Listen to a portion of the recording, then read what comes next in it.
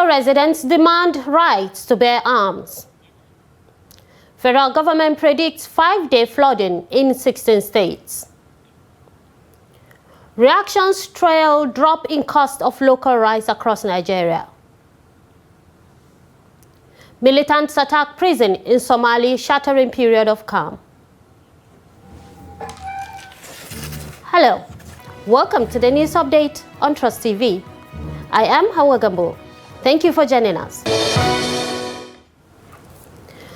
Amid a surge in deadly attacks by suspected Lakura bandits, residents of Kebe local government area in Sokoto State have called on the federal government to permit them to bear sophisticated weapons for self-defense.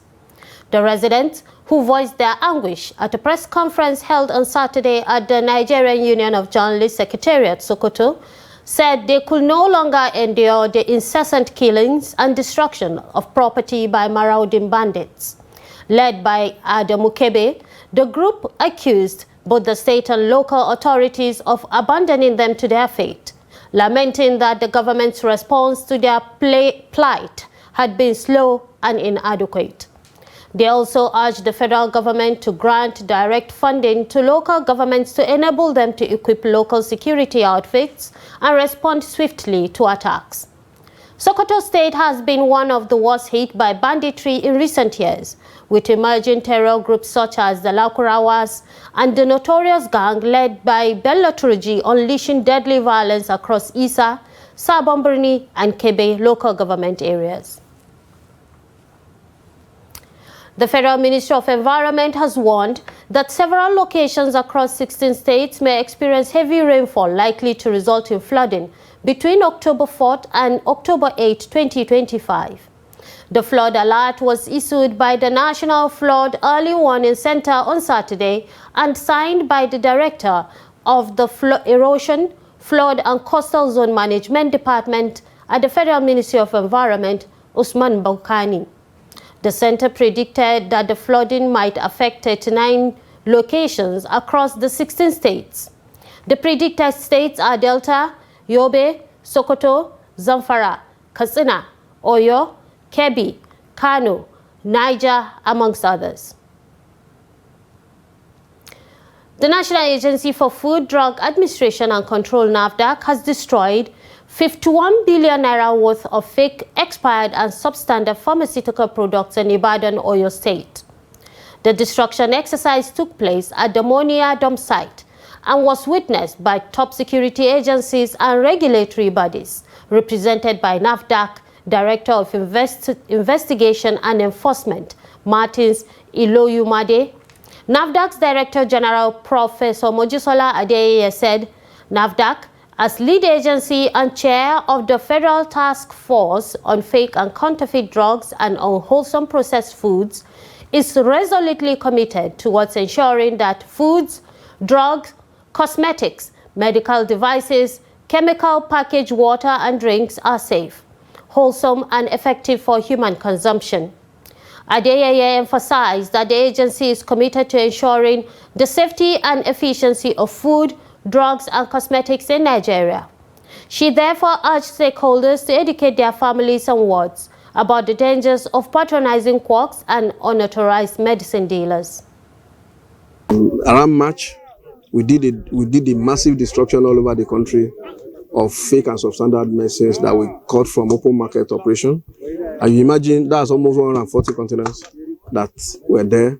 This is another set of almost 80 containers that we are doing in batches.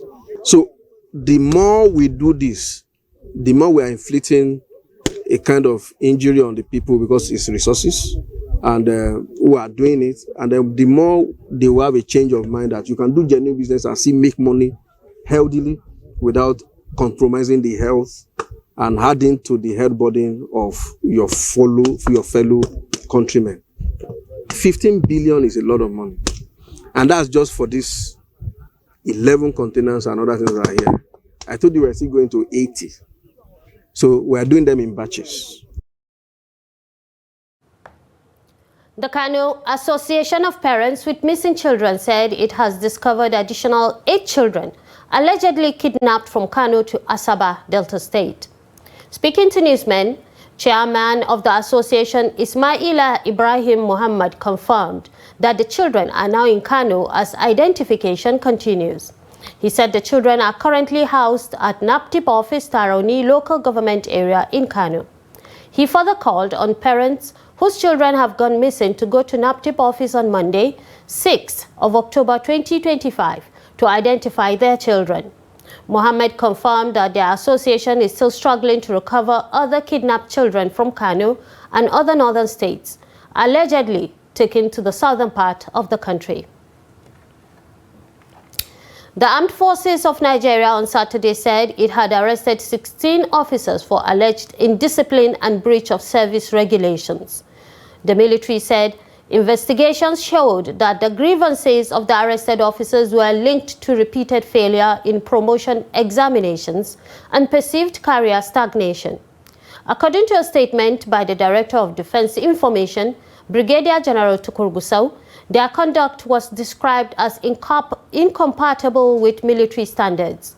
He noted that some of the officers had been under jurisdiction for various offenses and were neither awaiting or undergoing trial. Troops of the 6th Brigade Nigerian Army, Section 3 Operation Wall Stroke, in a joint operation with the Nigerian police, have rescued 6 kidnapped victims, including a child, in Benue State. Army spokesperson Lieutenant Umar Mohammed said the operation took place over the weekend as part of ongoing clearance operations in Taraba State, codenamed Operation Lafiya Nakuwa. He added that search and rescue operations are still underway to track down the perpetrators and free any other victims still in captivity.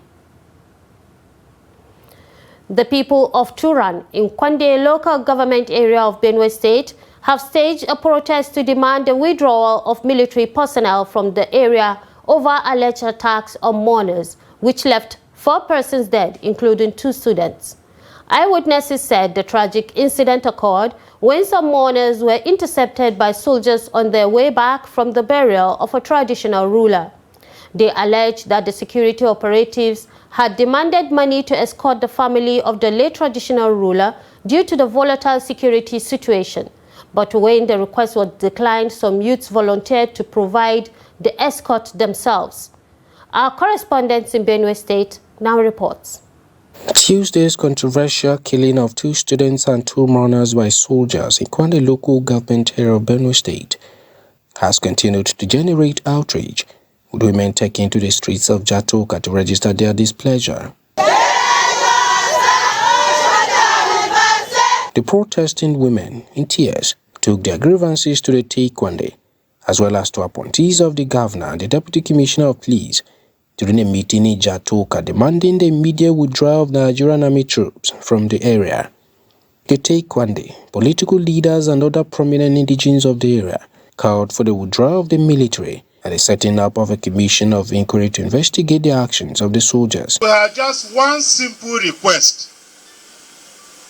Withdraw these soldiers and give us more mobile and more policemen.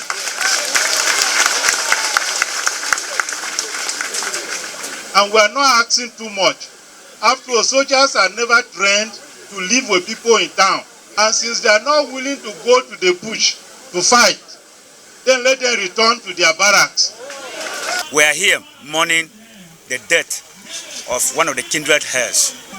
Shortly after the interment, it was at the point that both our youths, after the soldiers refused to give us that assistance, even when they demanded that we should give them some money, yes, about 1 million naira. So we demanded that, okay, we will give them about 450,000. They say no, they can't go to that place. So when these people were coming back, these are our youths, then they now attack, the soldiers attack them and hold 2 of them. So the other people run away because at that instance, the soldiers shoot at one of the youth and kill him instantly. That is Yosu Abu. Because of the shot of that youth, so many people were scared and started running helter-skelter to India for safety. And so, right there and then, the other soldiers that were there started shooting sporadically. and to scare away people. In the process, that was how the students that came out from the schools, both the primary schools and the secondary schools, were going. And it was in this attempt that some of them received some bullets. 2 youths, 2 students died instantly. So the other people that survived various forms of injuries, some of them are even still in the hospitals. What I have heard and what I've seen in my community of Jatoka, where young girls and young children were killed without provocation by the Nigerian army, is totally unacceptable. And this act cannot go free. The military hierarchy will set up an inquiry into this issue, and these soldiers that perpetrated this act must be held accountable. A teacher who survived the incident narrated his experience. So I quickly rushed to the place. I only take a glance look at my student lying on the ground in a distance, or making all possible ways that I can get hold of her. I was unable because I was denied access. They nearly shoot me, claiming nobody has audacity or time to go to the nearby students. They shot them almost 3 there, and the other guy ran to his house while they picked the remaining 2. They deny access. They deny both the parents, the teachers, and the general public the access. The Deputy Commissioner of Police, Sokoto, appealed for calm, assuring that investigations into the killings have commenced. I want to start by saying that investigation is ongoing. I don't want to preempt the outcome of the investigation.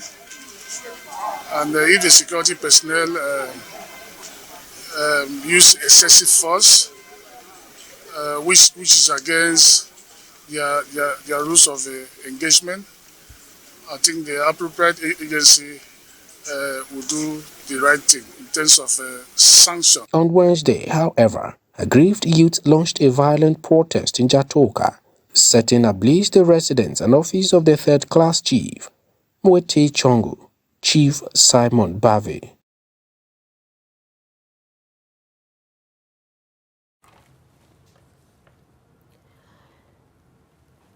The federal government has urged stronger collaboration with the private sector to combat Nigeria's growing plastic pollution crisis.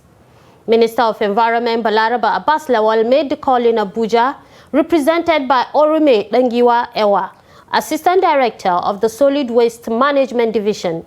Lawal stressed that partnerships are critical in tackling the country's waste challenges. He noted that Nigeria generates more than 32 million tons of solid waste annually, with plastic accounting for over 15%, warning that poor waste management threatens both public health and the environment. The government is also emphasizing the importance of collective action, urging individual communities and industries to work together to address the plastic pollution crisis. This is the news update on Trust TV, coming up after the break. Reactions trail drop in cost of local rice across Nigeria. More news when we return. Do stay with us. You're welcome back. If you're just joining us, this is the news update on Trust TV. Now let's take a look at some of our top stories. Sokoto residents demand rights to bear arms. Federal government predicts 5-day flooding in 16 states. And now moving to other stories.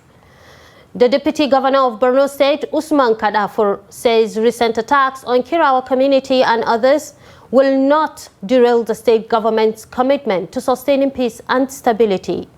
He made this known when he received members of the House of Representatives Committee on Insurance and Actuarial Matters, who paid a courtesy visit to the government house in Maiduguri.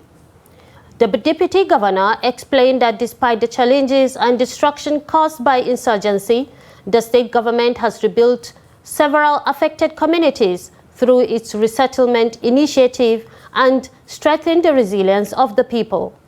He added that the achievements recorded in the fight against terrorism will not be allowed to threaten the peace and development agenda being consolidated by the administration of Governor Babagana Umar Zulum in this post-insurgency era.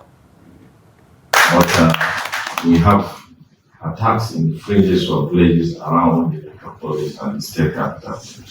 And, even if one life is lost, we have to show great concern for the life. But alhamdulillah, a lot of our communities have been settled, but we're still experiencing some challenges. But prayers, inshallah, will regain the name of form of peace and hospitality. The impression out there, Your Excellency, as you are aware, is that Borno is a war zone. And for those of us that are conversant with the reality and what is obtainable in Borno today, under the distinguished leadership of His Excellency, Engineer Professor Babagana Umar Zulum, we know Borno is a home of emerging peace and hospitality. Mixed reactions have continued to trail the recent drop in the price of locally produced rice across Nigerian markets. While many residents welcome the development, others blame the high cost of fertilizer and transportation, urging the government to re-strategize to improve the living conditions of ordinary citizens. In this report, Trust TV's Adamu Imam visited the Muda Lawal market in Bauchi State to assess the level of patronage for local rice. Here's the report. At the rice section of the Muda Lawal market in Bauchi, the situation shows that many Nigerians, especially low-income earners, are rushing to buy local rice while the price remains relatively low.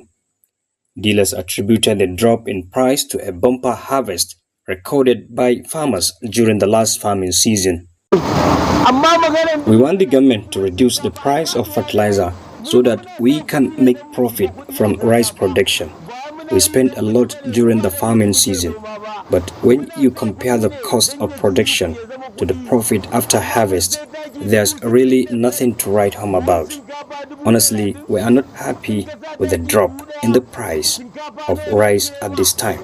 I bought this rice at a particular rate, hoping to make some profits, but the cost of transportation from the market to where I sell to final consumers is a big concern. We are appealing to the government to address the issue of fuel prices so that the cost of living can come down. I believe that's the way to move the country forward. Even though we are enjoying the current price, farmers remain a vital part of the rice value chain. The authorities should revisit issues relating to the price of fertilizer and other farm inputs to ensure steady growth and development in the sector. On the other hand, some residents express appreciation for the price reduction but appeal to the government to also address the rising cost of fertilizer and transportation, which they say continue to affect food price in general. We appreciate the current market situation for local rice. We buy it at the price ranging from 1,100 to 1,250, depending on the quality. Even the ones that look like imported rice are now sold for about 1,500 naira. Very clean, stone-free, and ready to eat. We have started witness a bumper harvest of rice, and we are hopeful that things will improve soon to tackle food insecurity in the country. More importantly, the government should provide fertilizer subsidies for everyone so that ordinary people can farm and have enough food at home.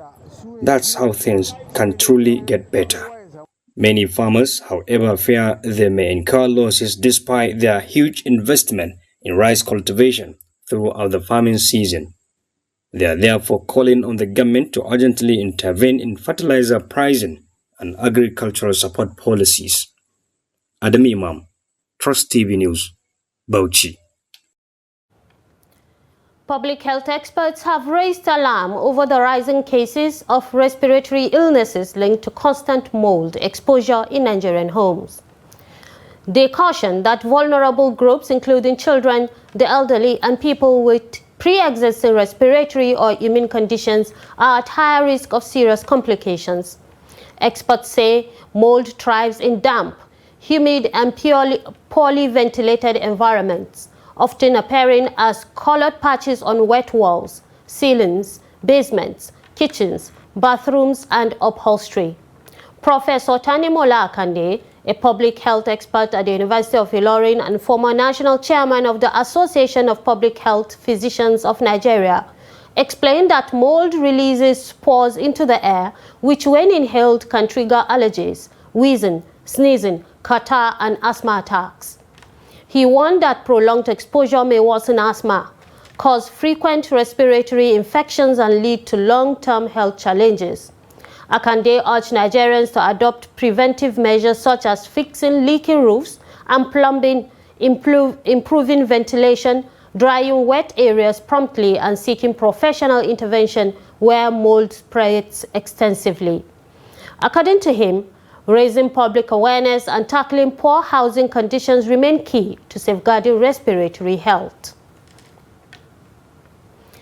And in business, Nigeria has engaged as the third largest African recipient of development assistance from the United States Agency for International Development, receiving a total of $876 million in 2024.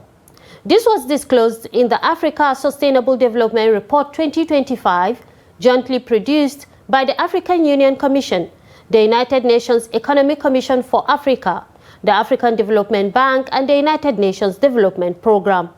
According to the report, the Democratic Republic of Congo topped the list with $1.3 billion, followed by Ethiopia with $1.25 billion, and Nigeria ranking third ahead of South Sudan, which received $830 million. Kenya received $824 million. Mozambique received $756 million. Although Nigeria and Sudan received $694 million. Although Nigeria received one of the largest allocations in absolute terms, the aid accounted for just 0.21% of its gross domestic product, the second lowest ratio among the top 10 beneficiaries. And away from Nigeria, militants have launched a deadly assault on a prison in Somali's capital, Mogadishu, shattering months of relative calm. Explosions and gunfire rocked the Godka Jilakau jail, which also houses the regional intelligence unit located near the presidential palace. State media says attackers used a vehicle disguised as a security forces truck, but soldiers repelled the raid, killing several militants. Al-Shabaab has claimed responsibility, saying it freed prisoners. The group is waging a long insurgency in Somalia. The attack came just hours after the government lifted long-standing roadblocks in Mogadishu, citing improved security. Casualty figures remain unclear as ambulances rushed to the scene and security forces sealed off nearby roads. And now in sports, Benin Republic head coach Gernot Ra has released a 25-man squad for 2026 FIFA World Cup qualifiers against Rwanda and Nigeria. Remo Stars goalkeeper Serge Obasa earned a call-up alongside first-choice shot-stopper Satunin Alagbe. Defenders Olivia Verdon, Mohamed Tijani, and Cedric Hontonji also made the list, while regulars Steve Moni, Junior Olaiton, Jodel Dusu, and Tosin Ayegun were retained. The Squirrels will face Rwanda's Amabuvbi at the Amahoro Stadium in Kigali on Friday, October the 10th, before traveling to Uyo to take on the Super Eagles at the Godswill Akpabio Stadium for 4 days later. And with that, we come to the end of the news update on Trust TV. Do not forget to follow us across all media platforms and subscribe to our YouTube channel for a constant live stream of programs and documentaries. My name is Hawa Gambo, saying thank you for joining us and see you soon.